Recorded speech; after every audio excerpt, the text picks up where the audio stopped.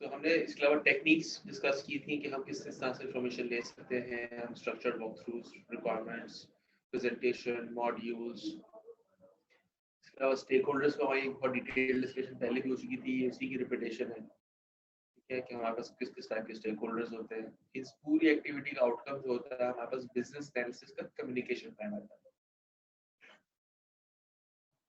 तो उस पर्सपेक्टिव से आपके पास एक exact set of instructions along with timelines निकल के आ जाती हैं कि जिसकी बेसिस के ऊपर आपने डिसाइड कर लेते हैं कि यार आप किस फ्रीक्वेंसी से क्या इन्फॉर्मेशन शेयर करेंगे, और आप उसको एक पूरे प्लान की शक्ल में डाल देते हैं। This is called business analysis communication plan. ठीक, तो ये था जो कि हमारे पास लेक्चर नंबर 8 हमने डिस्कस किया था।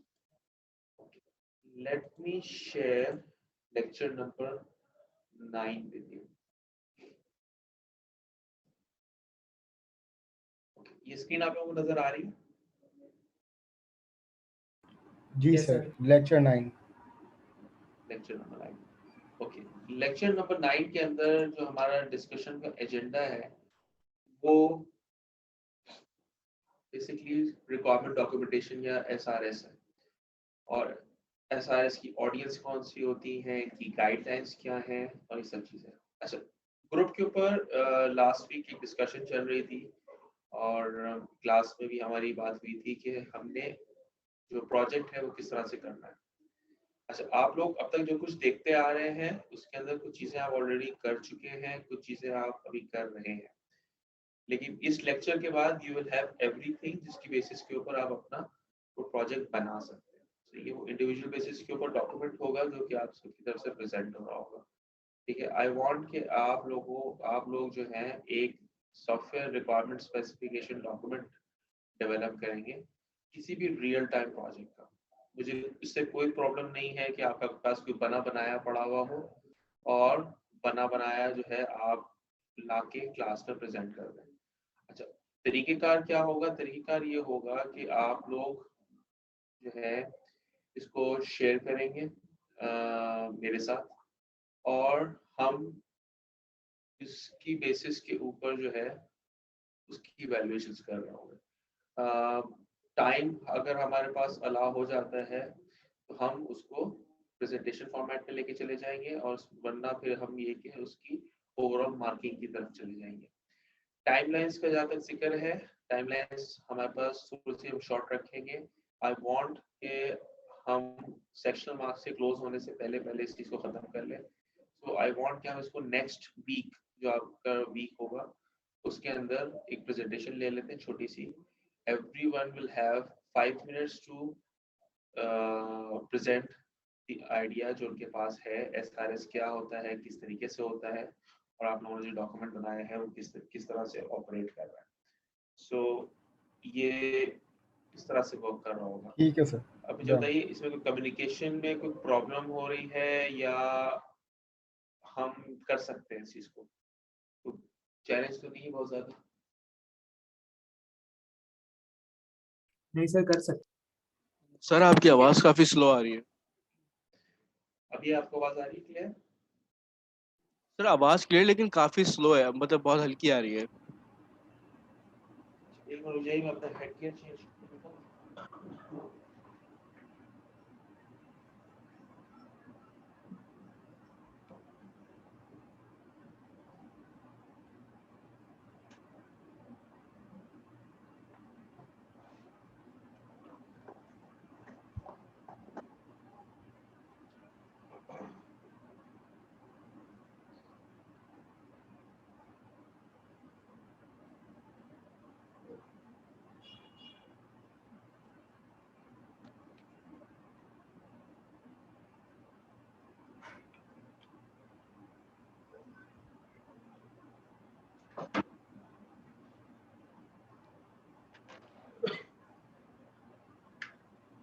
अब आप लोगों को आवाज आ रही है clear?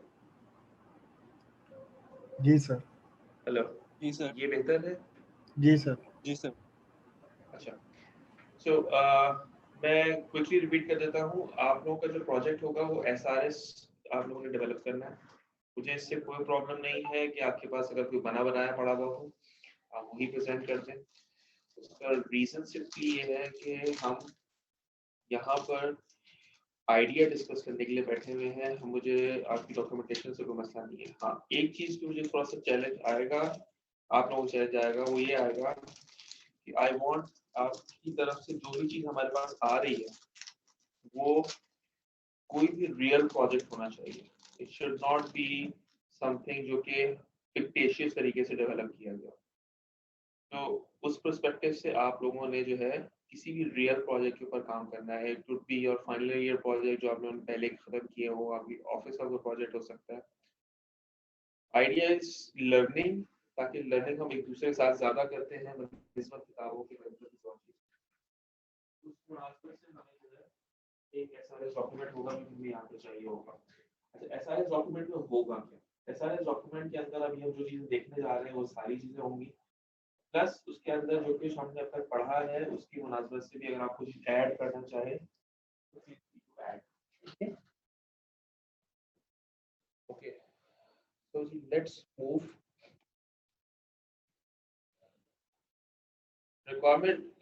Transformation. See, so requirement transformation, the result of requirement development is a document agreement between customer and developers, but the product to be built. अच्छा, अब मैं यहाँ पे आप लोगों को एक सेकंड के लिए पॉज करवा रहा हूँ।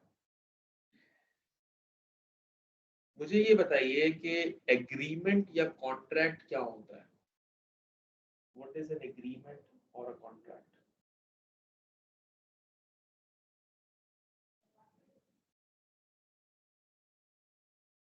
जी, एनीबॉडी? हेलो सर, आवाज आ रही है? जी, आवाज आ रही है। जी जी सर, बेसिकली कॉन्ट्रैक्ट या एग्रीमेंट जो हम एसआरएस के थ्रू गए, वो बेसिकली ये होता है कि जो डेवलपर और जैसे फॉर एग्जांपल कोई नहीं, प्रोजेक्ट में अंग्रेजी जबान में एग्रीमेंट या कॉन्ट्रैक्ट क्या होता है? एक सिंपल लैंग्वेज के अंदर हम जो बातें देखते हैं अपने आसपास, लोग डिफरेंट कॉन्ट्रैक्ट डिफरेंट एग्रीमेंट्स कर रहे होते हैं, उसके अंदर एग्रीमेंट क्या चीज होती है या कॉन्ट्रैक्ट क्या चीज होती है? क्या ये दो मुख्तलिफ चीजें हैं?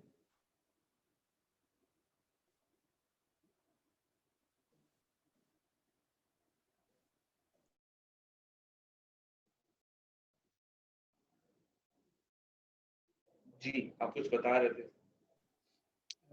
सर बेसिकली मैं ये एक्सप्लेन करने वाला था कि वो एग्रीमेंट या कॉन्ट्रैक्ट होता है क्या, लेकिन वो इंग्लिश के अंदर जो आप बोल रहे हैं वो नहीं, आपके दिमाग में जो भी आ रहा है बताइए, हम उसको। सर देखिए, यहाँ बेसिकली में कोई सही और गलत की तो बात नहीं हो रही ना, हम सिर्फ आइडिया की सर बात कर रहे हैं। कॉन्ट्रैक्ट या एग्रीमेंट बेसिकली एक ऑफिशियल डॉक्यूमेंट होता है जो mutually agreed by two parties signed होता है कि they both agreed on the terms and condition written on that contract और एग्रीमेंट बिल्कुल सही है। and they abide by those conditions. Rather they are technical, for example, technical technical requirements of a project or some support functions, conditions, or those we sign with the vendors as well while buying some product. बिल्कुल सही कह रहे हैं आप। देखिए, जब भी हम बात करते हैं किसी भी एग्रीमेंट की या कॉन्ट्रैक्ट की, सही है, तो उसकी कुछ चीजें हैं, कुछ मोटी मोटी बातें हैं जो कि आप हम सबको पता होनी चाहिए। कोई सी रॉकेट साइंस नहीं है उसके अंदर, बट हम उससे बेसिक्स से स्टार्ट करते हैं, उसके बाद फिर मैं सारे इसको उससे कनेक्ट करेंगे, ठीक है? तो एग्रीमेंट जब भी होता है उसके लिए कम से कम दो पार्टीज इन्वॉल्व होती हैं। एक बंदे के दरमियान एग्रीमेंट नहीं होता और दो या दो से ज्यादा लोगों के दरमियान एग्रीमेंट्स होते हैं। पहली बात तो ये होती है। दूसरा, एग्रीमेंट की कुछ वैलिडिटी होती है कि ये एग्रीमेंट कितने टाइम का है, किस तरह से है। अगर ये ओपन एग्रीमेंट है तो किन शर्तों के ऊपर ये एग्रीमेंट खत्म कर दिया जाएगा। अगर ये भी चीजें नहीं है तो फिर कोई दूसरा एग्रीमेंट होगा जो कि इसको ओवर रूल कर देगा। एग्जाम्पल मैं आपको देता हूँ। दो लोग एक बिजनेस शुरू करते हैं और ये कहते हैं कि जी ठीक है, हम certain amount of money invest करेंगे और हम एक सर्टन बिजनेस करेंगे। ठीक है, दो लोग हैं, दोनों ने बोला कि हम 2-2 लाख रुपए से शुरू करते हैं और हम कुछ सामान परचेज करेंगे और उसको सेल करेंगे, उससे प्रॉफिट जो होगा वो हम इक्वली डिस्ट्रीब्यूट कर देंगे। अच्छा, ये काम उनके दरमियान हो रहा है और ये एक ओपन एग्रीमेंट से मुराद ये होती है कि जिसके ऊपर कोई एंड डेट मेंशन नहीं होती। जैसे निकाहनामा जो होता है, it's an agreement between two parties, ठीक है। एक आदमी और एक औरत के दरमियान एक कॉन्ट्रैक्ट होता है जो लिखा हुआ होता है और वो एक ओपन कॉन्ट्रैक्ट होता है, ठीक है। तो जब कुछ ओपन कॉन्ट्रैक्ट्स होते हैं, इसी तरह से अगर आपने कोई घर किराए पे लिया है, कोई दुकान किराए पे ली है, तो उसके ऊपर एंड डेट मेंशन होती है कि जी ये कॉन्ट्रैक्ट जो है वो 1 साल में खत्म हो जाएगा unless both the parties mutually agree to extend. सही है। और अगर एक्सटेंड होगा तो जी किराया जो है वो इतने % बढ़ जाएगा वगैरह वगैरह। साइमल्टेनियसली कॉन्ट्रैक्ट किसी भी किस्म का हो, उसके अंदर कुछ कंडीशंस होती हैं जिन कंडीशंस के ऊपर वो कॉन्ट्रैक्ट वॉइड हो जाता है या किसी दूसरी पार्टी के ऊपर किसी किस्म की कोई पेनल्टी जो है ना वो इम्पोज कर दी जाती है। So when we talk about SRS, software requirement specification document, और जिसके साइन ऑफ के पीछे जो है सब लोग पड़े रहते हैं कि भाई ये साइन ऑफ नहीं हुआ, साइन ऑफ नहीं हुआ, साइन ऑफ नहीं हुआ। ऐसी सूरत में क्या होता है, ऐसी सूरत में आप और जिसके लिए आप वो सॉफ्टवेयर डेवलप कर रहे हैं, वो दोनों पार्टीज एक कॉन्ट्रैक्ट साइन करते हैं। उस कॉन्ट्रैक्ट में ये चीज मेंशन की जाती है कि जी इसमें क्या क्या चीजें होंगी, ये सॉफ्टवेयर कैसा होगा, इसकी फंक्शनैलिटी कैसी होगी, कितने दिनों में डेवलप होगा and so on so fourth. तो SRS को यहाँ पर कॉन्ट्रैक्ट का वर्ड यूज करने का रीजन जो है वो ये है कि जब सॉफ्टवेयर प्रोजेक्ट के अंदर किसी किस्म की कोई प्रॉब्लम आ जाती है, ऐसी सूरत के अंदर जब आपको कोई चीज खोलनी पड़ती है कि जी एग्री क्या हुआ था, तो वो SRS डॉक्यूमेंट होता है, सॉफ्टवेयर रिक्वायरमेंट स्पेसिफिकेशन डॉक्यूमेंट होता है। That becomes the baseline, that even at times that even becomes the legal evidence, जिसकी बेसिस के ऊपर आप किसी कोर्ट में या किसी जो है जज के सामने खड़े हो सकते हैं कि जी हमारे साथ ज्यादती हुई, हमारे साथ फायदा हुआ, नुकसान हुआ, जो भी मामला हुआ, ठीक है।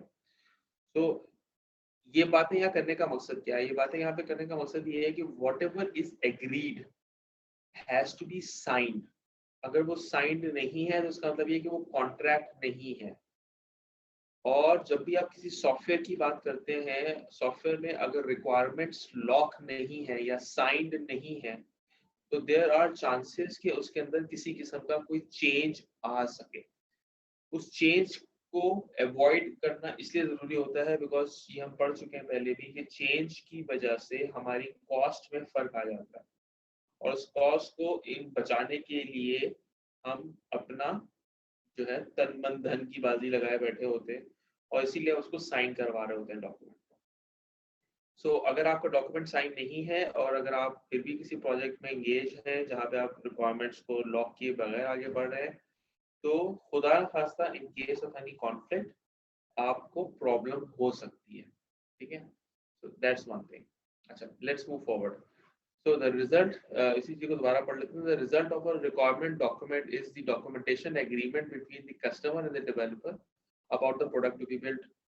We can represent software requirement in several ways, जिसमें क्या हो सकता है, documents that use well structured carefully written natural language, यानी कि हर बंदा उसको समझ सके, natural language में लिखा हुआ हो, proper structured हो। Graphical models that illustrate the transformational process, systems, states, change between the data and relationships, और लॉजिकल फ्लोज, ऑब्जेक्ट क्लासेस वगैरह वगैरह, ये सब चीजें आप उस डॉक्यूमेंट का पार्ट बनाते हैं ताकि क्लैरिटी ज्यादा से ज्यादा हो सके। Despite it's shortcomings, structured natural language agreements with graphical models remain the most practical way for most of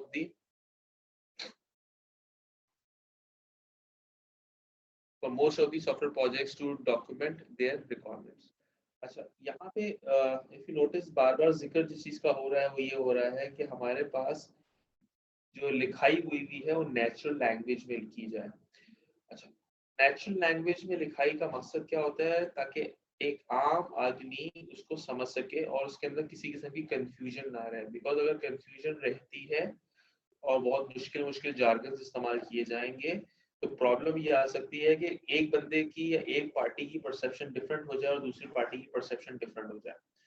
that is why it is always recommended कि आप जो भी कॉन्ट्रैक्ट या एग्रीमेंट लिख रहे हैं या एसआरएस डॉक्यूमेंट बना रहे हैं वो हमेशा नेचुरल लैंग्वेज के अंदर होना चाहिए, ठीक है, ताकि ज्यादा से ज्यादा लोग उसको समझ सकें। Software requirement specification. The product's detailed functional, non-functional requirements resides in the software requirement specification. Unless all these requirements are written in an organized and readable fashion and have key project stakeholders review them, people will not be sure what they are agreeing to. क्योंकि अगर हम read नहीं करेंगे, they don't even know कि हम agreement किस चीज के ऊपर दे रहे हैं।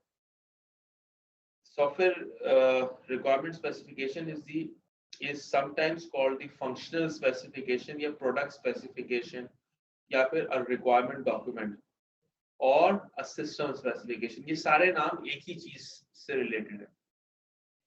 So when it comes to SRS precisely states and capabilities that a software system must provide and the constraints it must respect. Similarly, it must also contain explicit mention those requirements which the customer wants to the system to certain implicity, यानी quality aspects है और usability aspects है जो customer की requirement है वो भी उसमें proper तरीके से mention होनी चाहिए। अच्छा, मैं आपको बहुत मजे की चीज बताऊं, अमूमन झगड़े या अमूमन जो कॉन्फ्लिक्ट्स मैंने देखे हैं उस कॉन्फ्लिक्ट के अंदर वो वाले कॉन्फ्लिक्ट्स आपको ज्यादा तंग करते हैं जो नॉन फंक्शनल रिक्वायरमेंट से रिलेटेड है। और एसआरएस के अंदर हम अमूमन नॉन फंक्शनल रिक्वायरमेंट्स का जिक्र बहुत कम कर रहे होते हैं।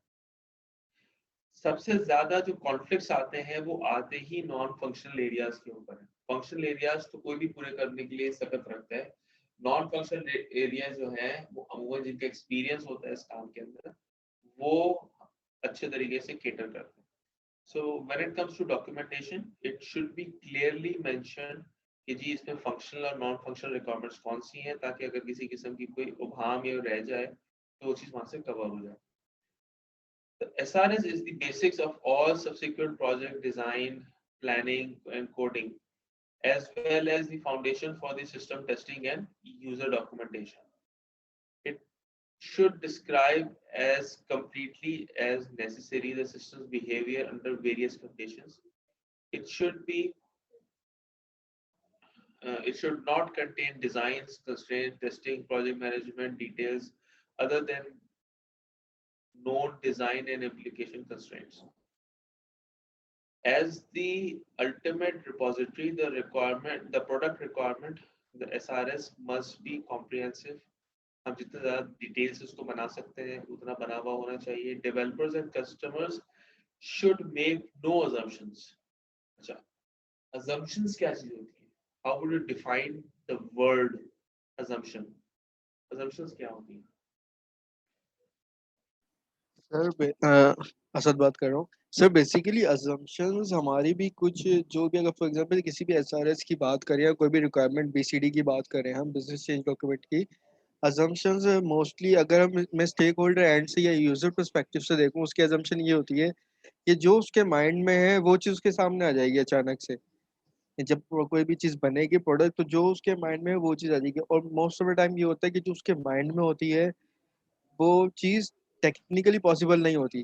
जैसे अब बैंकिंग सेक्टर में सर मेरे पास रिक्वायरमेंट आती है अक्सर और बेशतर मेरे पास ये इस तरह की ऐसी रिक्वायरमेंट्स आती है कि ट्रांजैक्शन का ऐसा कोई सिनेरियो आप डिजाइन कर दें कि वो ट्रांजैक्शन पकड़े सारा काम करके हमें बता दे कि भाई ये रिपोर्ट कर दो, विच मीन्स के मैं उसमें कोई एआई बेस्ड एल्गोरिथम्स लगाऊं या उसको एआई बेस्ड कोई ऐसा उसमें प्रोजेक्ट बनाऊं कि वो सस्पिशियस ट्रांजैक्शन पकड़ के सारा काम करके कस्टमर डिटेल और ये वो सब करके वो यूजर को जाके बता दे, एक पॉपअप देके भाई ये मैंने कर लिया ये आप कर लें। तो इस तरह की कुछ जो अजम्पशंस होती हैं सर वो मेरे ख्याल से ज़्यादा कॉन्फ्लिक्ट करती हैं रिक्वायरमेंट्स के उसमें, क्योंकि कस्टमर के जहन में ये होता है कि भाई कुछ पता नहीं रॉकेट साइंस लग जाएगी। ठीक है। अच्छा, दूसरा देखिए, assumptions जो है ना, दो तरह की होती है। एक होती है नॉन assumptions, जो आप डिक्लेयर कर देते हैं, और दूसरी होती है अननोन assumptions, जो कि आप डिक्लेयर नहीं करते। मिसाल के तौर पे, मैं और आप जो हैं असद, हम दो लोग मिलके कोई बिजनेस करते हैं, ठीक है।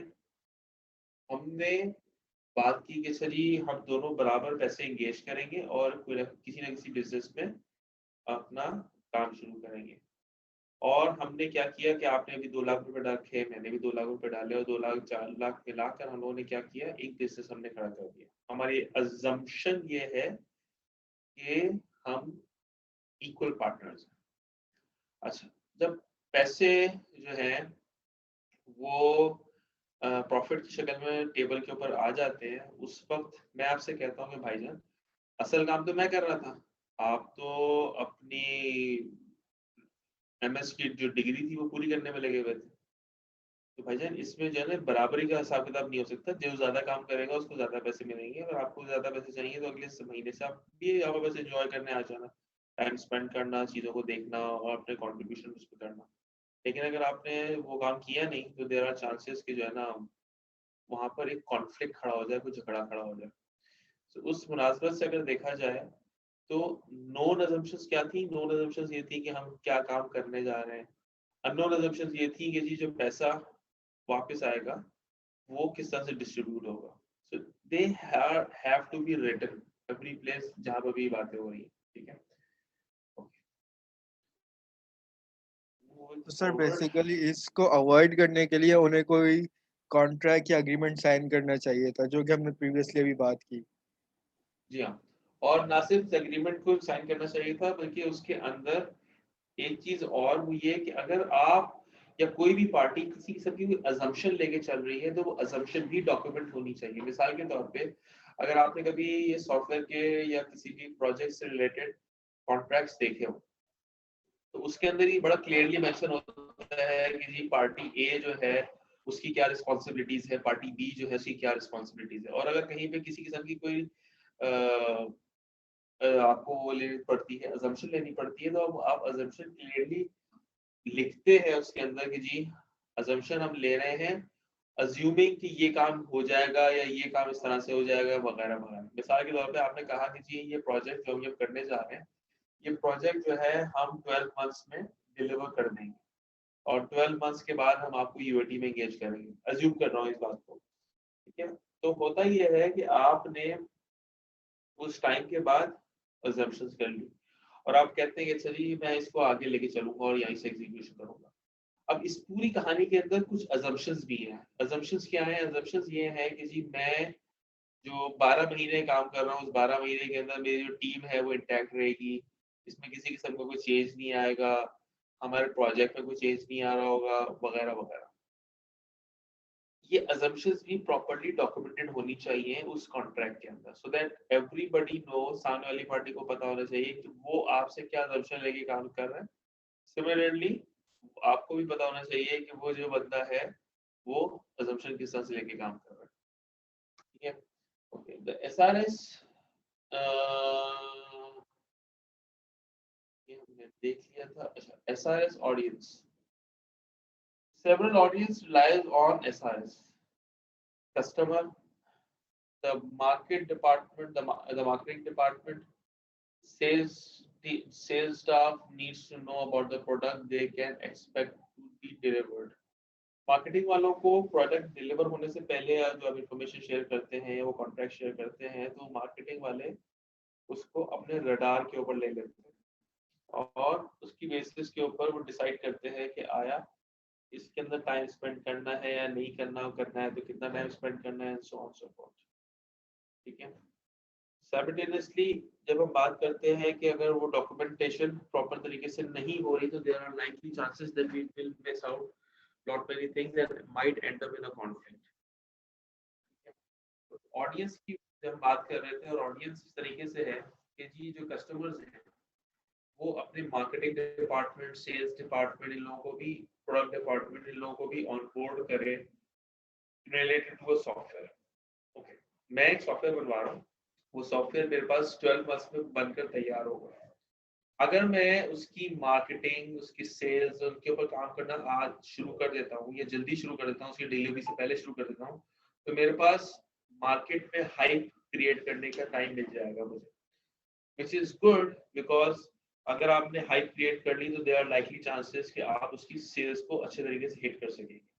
अब मार्केटिंग या सेल्स प्रोडक्ट टीम का या सेल्स टीम का काम होता है या मार्केटिंग टीम का काम होता है उसकी मार्केट जनरेट करना और सब काम करना। तो अगर आप उनको पहले से बता देंगे तो they have enough time to react और उस रिएक्शन के अगेंस्ट जो है वो चीज़ों को आगे लेके चल रहा हूँ। SRS tells the software development team what to build। ये सॉफ्टवेयर डेवलपमेंट टीम बता आप किस तरह से एंगेज कर रहे होते हैं। सिमिलरली जो टेस्टिंग टीम होती है, आप उनके साथ जब इंफॉर्मेशन शेयर करते हैं, SRS शेयर करते हैं, तो वो उस इंफॉर्मेशन में से अपने टेस्ट प्लान्स बनाते हैं, टेस्ट केसेस डेवलप करते हैं, प्रोसीजर्स डिफाइन करते हैं कि इस चीज को हम टेस्ट किस तरह से अज्यूम करेंगे, किस तरह से अश्योर करेंगे।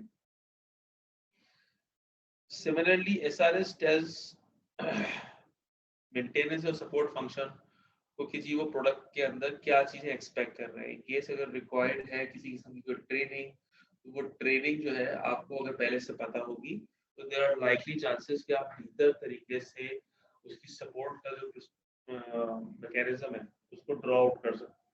ठीक है, documentation writers base user manuals to help screens in the SRS and user interface designs।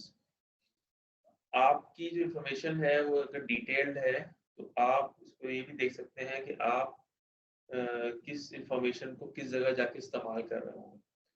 Simultaneously जो टेस्टिंग टीम है वो अपने टेस्ट प्लान्स बनाने के लिए पहले से इस्तेमाल कर रही होगी and so on so fourth.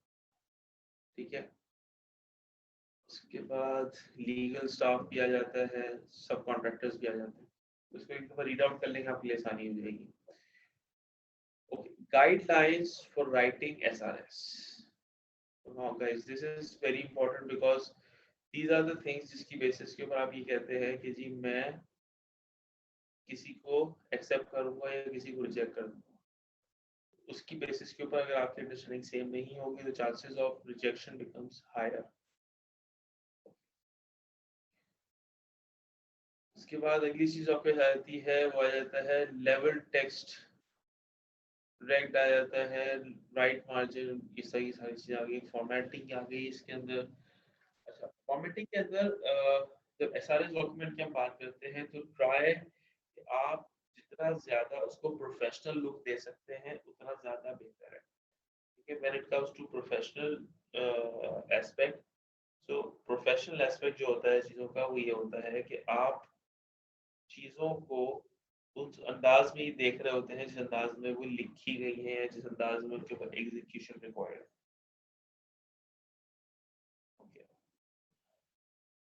Simultaneously आप जब बात करते हैं कि फॉर्मेटिंग की, तो फॉर्मेटिंग के अंदर जो भी इंफॉर्मेशन है वो इंफॉर्मेशन किस फॉर्मेट